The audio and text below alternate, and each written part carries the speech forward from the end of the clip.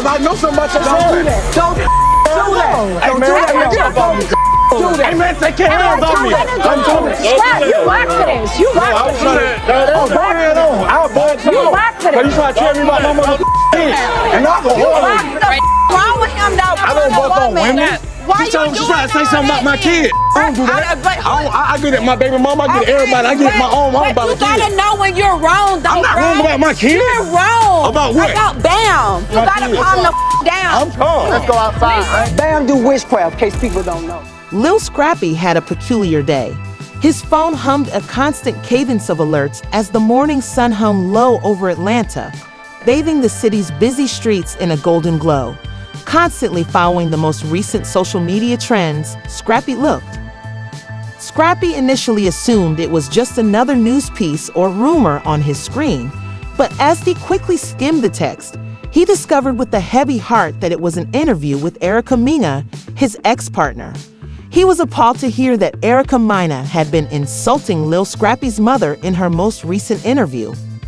Titan's chest needs to be secured. Despite his dislike of drama, Scrappy had strong rules with his family, particularly his mother. Despite being a complex public figure, Mama D has been Scrappy's pillar of support and rock during his worst moments.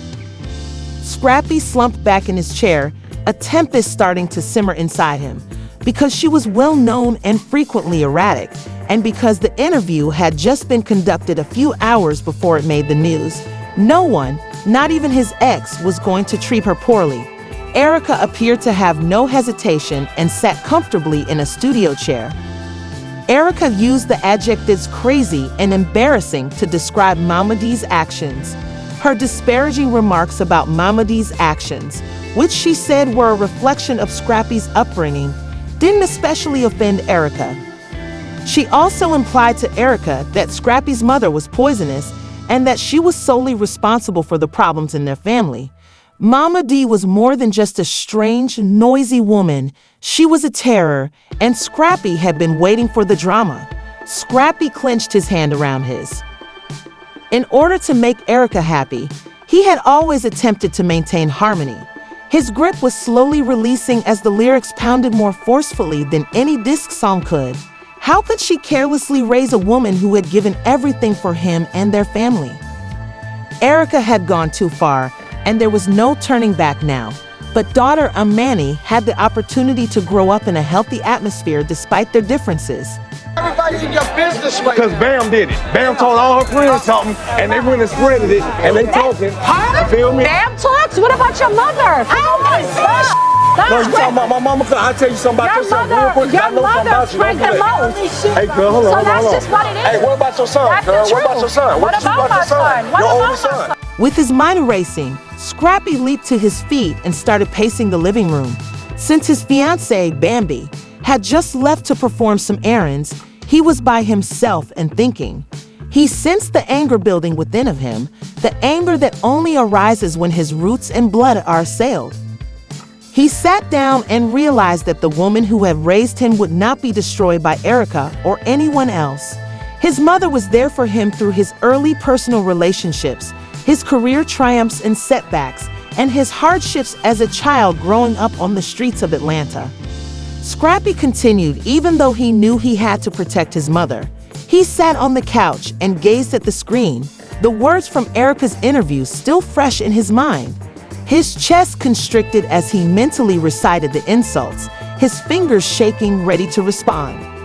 Fury, and he released all he had been suppressing for so long in one outburst, and it wasn't just words.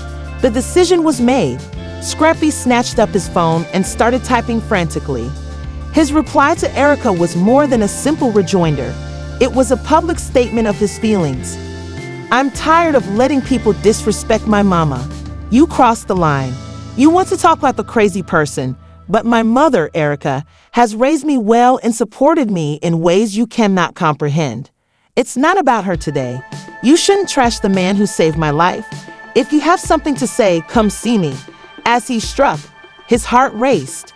This letter was written to safeguard Mama D, his family, honor, and legacy, and Scrappy realized there was no turning back at this point. Social media was flooded with thoughts from both sides of the contentious argument.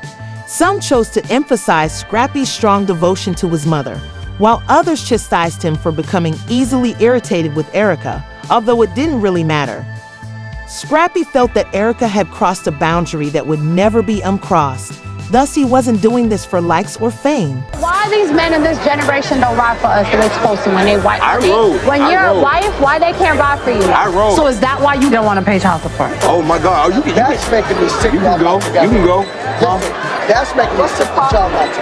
That night, as he sat alone, Scrappy couldn't shake the sense that he had been tricked.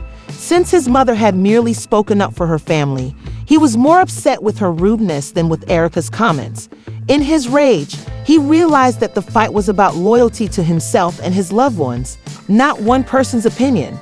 As the dust settled, Scrappy was forced to confront the terrible truth that sometimes individuals must be let go.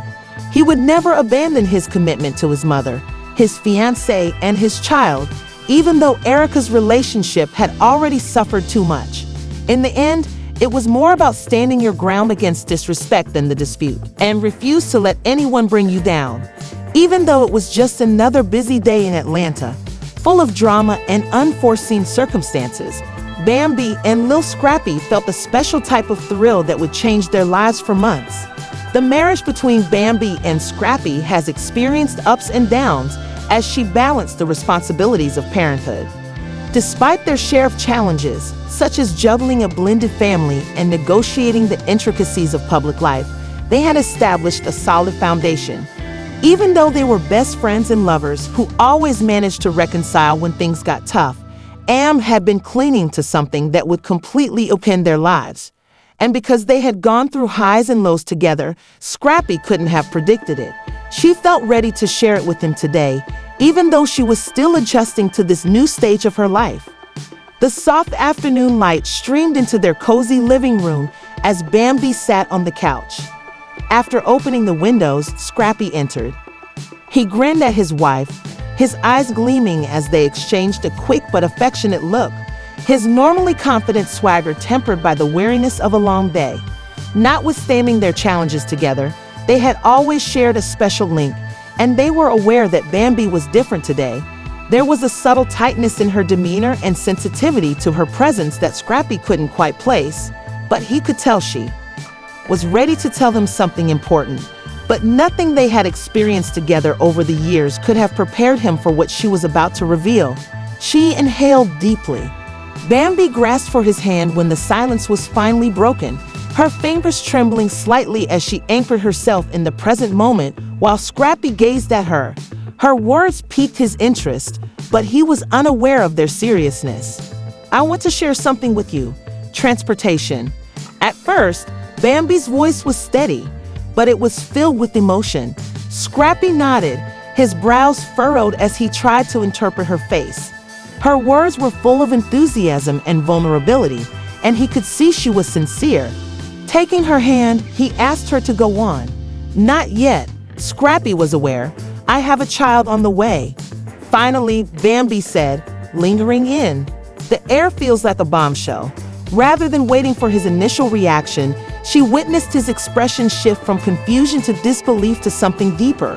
Joy, terror, love, and maybe a little surprise were all mixed together for a brief time during Combat 1. The two had already exchanged hands, so he hadn't expected this. Pregnant again. Scrappy stood motionless as his mind raced to take in the information. While juggling their busy lives and occupations while expecting their child wasn't always easy, the shock soon passed and was replaced by a flood of emotions. "Are you serious?" Incredulously, Scrappy asked, and he smiled in spite of himself. As he approached her as if to win her consent, Bambi nodded, her eyes full of anticipation and terror. "Yes, I just recently learned about it." It's true that she took the time to examine his face to see how he was reacting to the news when I went to the doctor because I've been feeling weird recently. Even though I wasn't sure how, I couldn't keep their moment from you. Scrappy blinked many times as he processed the information. This was not just a discovery, it was a turning point in his life. The course of their future once more, his hands clasped hers, and Scrappy's face softened as the gravity of the situation finally sank in. He said, his smile slowly widening across his face, "I'm going to be a daddy again, and you're going to be a mother again."